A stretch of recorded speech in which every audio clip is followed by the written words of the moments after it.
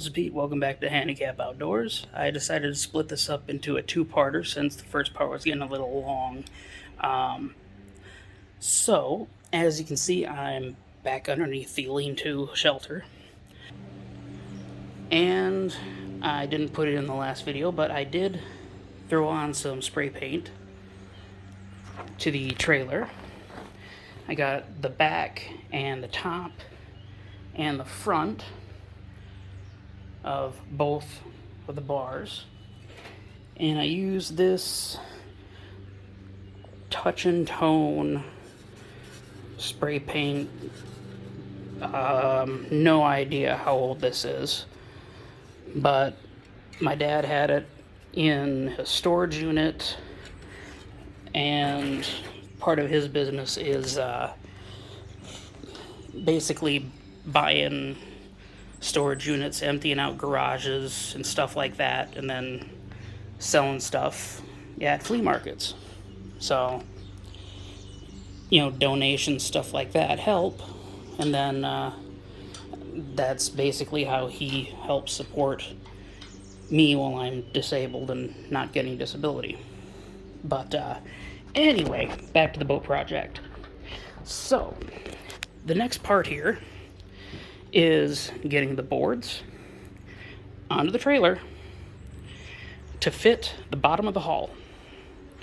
So, what I'm going to be doing is I'm going to use measuring tape here and this, whoops, I'll have to pick that up. This is a grease crayon, whatever you want to call it, grease pencil that is used for automotive, for tires. You can just go in and mark your rubber tires, and it doesn't come off very easy. So if you have a nail or something, you can mark it on your tire, whatnot. You can get these at automotive stores, parts stores. They come really cheap, but they work really good for marking metal as well. So I'm going to be measuring from the center pontoon or the center rib, I should say, pontoon. Why am I thinking pontoon? Because I've been looking them up lately because I want a pontoon. So, looking at the rib and the next rib, and then I'm going to measure the distance halfway, and that's where I'm going to put the center of the board. So, I'm going to measure the dead center of the trailer. I'm going to mark that. Then I'm going to measure how many inches it is from dead center of the rib and dead center of the rib to between them. And I'm going to put a board, dead center of the board, right here. So the board will sit dead center as long as this lines up. That's the theory. I know it. Trying to explain it to someone, I tried to explain it to my dad and he didn't really get it. But, showing is a little easier than explaining for me because I'm not so good with words. The whole social disorder thing. So, we will get cracking on this, and I'll measure it out. I'll put my marks where the boards will sit on the back and forward, or the back and middle, and then we'll have to put the boards on and measure where they sit up front, because I have a shorter board over there, shorter board than all the others, right on the end.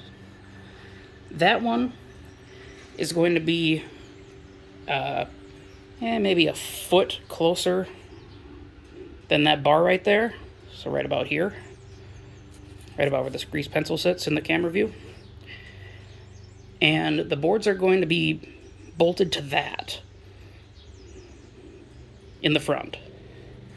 So, depending on how everything sits, that's how it's going to be. At least I hope. Right now, everything's just a plan in my head, and we'll see how it goes. All right, I'll bring you back in a minute. All right, everybody, welcome back. It took a little bit to get this figured out. Dead center was not that difficult. It is 51 inches wide in the back, 53 inches wide in the middle. Divide that by 2, that is 25.5 inches, and I just mark that right there. And 53 divided by 2 is 26.5, and I mark that right there. Math is fairly easy, for me anyway. Next, I just figured out the distance between here and here. It ended up being 13 inches. So divide by 2, that's 6.5, would put me dead center. So, put my cane down here. Here's dead center. 6.5 inches from dead center is right here. And these two little marks are 2.25 inches because I went and measured the boards I'll be using. They are 5.5 inches wide, so that's 2.25 from dead center. So I made these two marks, so when I lay down my boards, I should be able to see these marks on the outside edges of the boards, just barely. That's how I'll be able to line up my boards without having to see this mark dead center. And I have little marks on the back as well, so I can line it up easier. This one, the outer ones were a little bit difficult. So, distance, again, between here and here is 13. Trying to get distance for the outside radius, that's a little bit more difficult. I basically looked for where it starts to curve up on me, and instead of measuring from here to there, which is difficult, trying to find dead center between here and there, I measured from dead center to here, which was about 18 inches. And I had to make it work because on this trailer we have these nuts. Luckily, this bar is lower than the outside of the trailer and it's welded in. So we have about a 1/4 inch drop. And this nut, while it's about 3/8 high, is still fairly low, and that can be pressed into the wood. That's not a problem. That nut is even shorter. That's about a 1/4 inch high, which is about perfect. So, again, dead center to here is about 18 inches. And I measured off the outside of the board. So I'll be able to see the outside of the board, set it between these two yellow lines, and then I'll have basically be able to have my boards lined up perfectly straight on the trailer without having to constantly measure and bump and measure and bump. I measure it all out ahead of time, and then I can just line it up by sight between these yellow markings.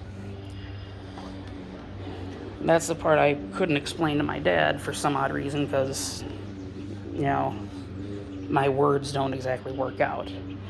Now the hard part is going to be trying to get everything lined up front without the boards actually on it, because there are no other cross members up in front.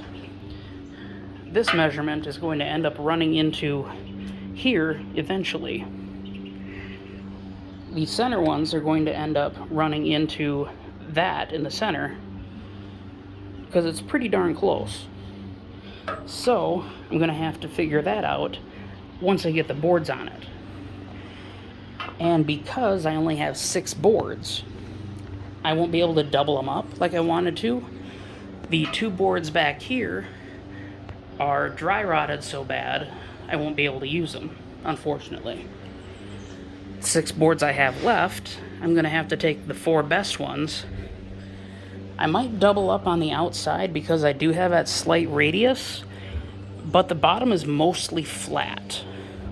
So, I don't know. That's something I'm going to have to play by ear as I go through the steps here. I guess my next step would be, pulling out these. Well, these are just twist wired on here, so I can just do that. Remove wire. That one's done. This one, under the, oh, I guess it's not twisted very well. That one came loose.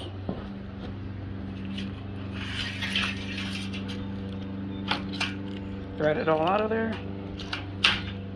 Oh, the electrical tape held a bit. Toss that up.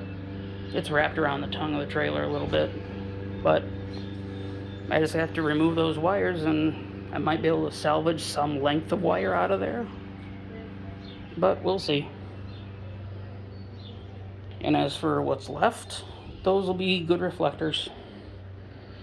I don't know. I might eventually replace them. I might not. I might permanently mount the magnetic ones too. Those are LEDs and really good. And they're only 35, 40 bucks a pair. Plug in and go. Good stuff. But next step would be boards. Getting the boards on, lining them up, and well, seeing how they line up in front. That's the fun part. And then a bunch of cutting and everything else in front to make it line up. Then a bunch of drilling and bolting down. That's going to be the hard part on me, because that means I have to get down low and start, wrenching. And that isn't exactly good for my condition. My back is already killing me. But with no one to help, that's what I got. Back to it.